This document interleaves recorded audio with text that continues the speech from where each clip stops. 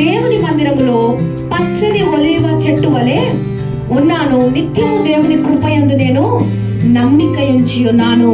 ఆయన అంటూ ఉన్నాడు, ఏమంటున్నాడో తెలుసా?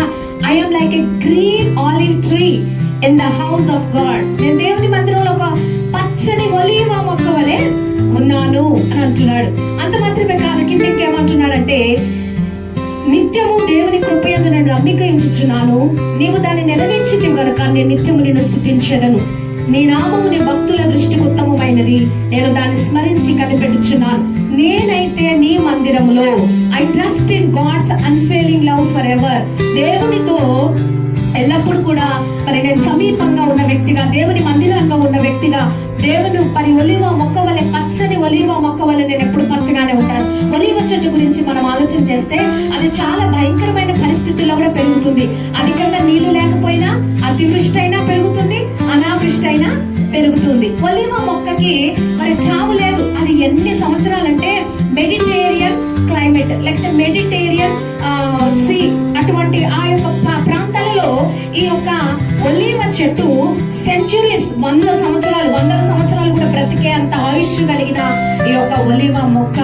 దాన్ని ఒకవేళ చెట్టుని కట్ చేశారనుకోండి మధ్యలోనికి, మరలా అక్కడ నుండి దానికి ఏమొస్తాయి? మళ్ళా మొలకలు చేస్తాయి, మళ్ళా తీగలు వచ్చేస్తూనే ఉంటాయి.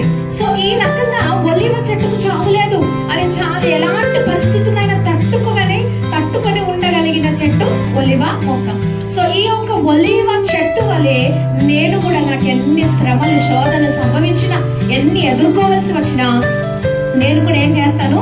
దేవునిలో నిత్యం ఉంటాను అని కీర్తనకారుడు సెలవిస్తూ ఉన్నాడు. అందుకని అంటున్నాడు, మరి మొదటి కీర్తనలో మనం చూస్తే, నీటి కాలువ ఎవరన్నా నాటబడినదై ఆకు వాడక తన కాలమందు ఫలమిచ్చు చెట్టు వలె ఉందును.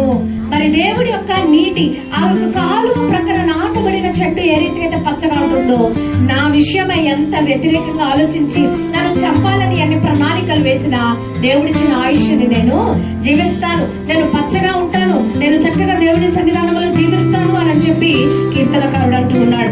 అందుకనే ఒలీవ చెట్టు దేనికి సాదృశ్యంగా ఉందో తెలుసా? లాంజివిటీ, దీర్ఘాయువు. రెండవది రెసిలెన్స్, అంటే స్థితిస్థాపక, సాధారణ స్థితి వచ్చేంత వరకు, ఎంత భయంకరమైన పరిస్థితులు దానికి వచ్చినా మరలా సాధారణ స్థితి లోనే అది జీవించడానికి ఒలీవ చెట్టు తట్టుకొని ఉంటుంది.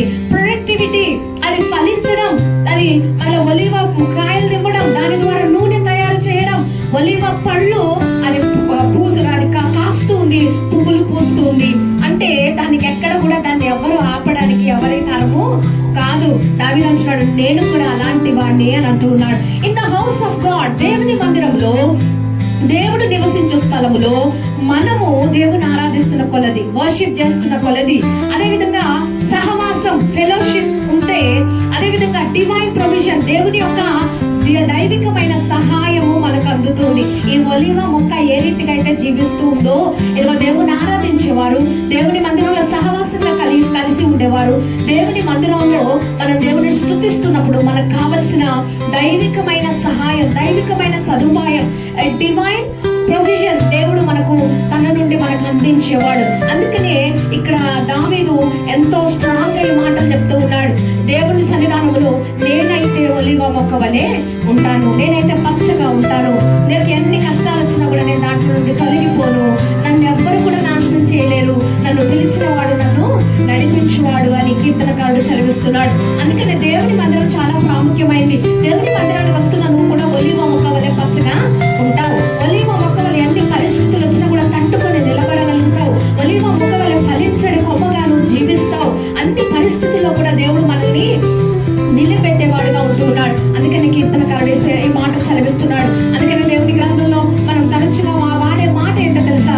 ఎక్కడ ఇద్దరు ముగ్గురు కూడిన నామమున ప్రార్థిస్తే నేను అక్కడ ఉంటానని ప్రభు సెలవిచ్చాడు. కాబట్టి దేవుని మందిరంలో ఏముందంటే, దేవుని మందిరంలో నీకు కావలసిన దీవెనలు ఉన్నాయి. దేవుని ఆరాధిస్తున్నప్పుడు, దేవుని యొక్క ప్రజలతో సహవాసం చేస్తున్నప్పుడు, దేవుని సన్నిధికి వచ్చి ఆయనను స్తుతించి గణపరుస్తున్నప్పుడు మన జీవితంలో కావలసిన గొప్ప కార్యాలను దేవుడు మన జీవితంలో చేస్తూ ఉన్నాడు. అందుకని ఈ కీర్తనను మనం చూస్తూ, ఇదిగో మనకు వ్యతిరేకంగా మన శత్రువు మన గురించి పనిచేస్తూ ఉన్నా, మనకు వ్యతిరేకమైన పరిస్థితులు మనకు ఎదురవుతూ ఉన్నా, వ్యతిరేకమైన మరణమయ స్థితులు మనకు వస్తూ ఉన్నా, అనారోగ్య పరిస్థితులు మనకు వస్తూ ఉన్నా, మరి పరిస్థితులు మనకు వస్తూ ఉన్నా మనం ఎవరి వైపు చూడాలంటే దేవుడి వైపు చూడాలి. నేను దేవుని గృహంలో ఉంటాను, నేను దేవుని సన్నిధిలో ఉంటాను, నేను దేవుని మందిరంలో ఉంటాను, దేవుడు నన్ను నడిపించేవాడు, దేవుడు నన్ను పోషించి సంరక్షించేవాడని మన ప్రభు వైపు చూసిన ఎడల ఇదిగో ఈ ఆరాధన మనలో నుండి వస్తుంది.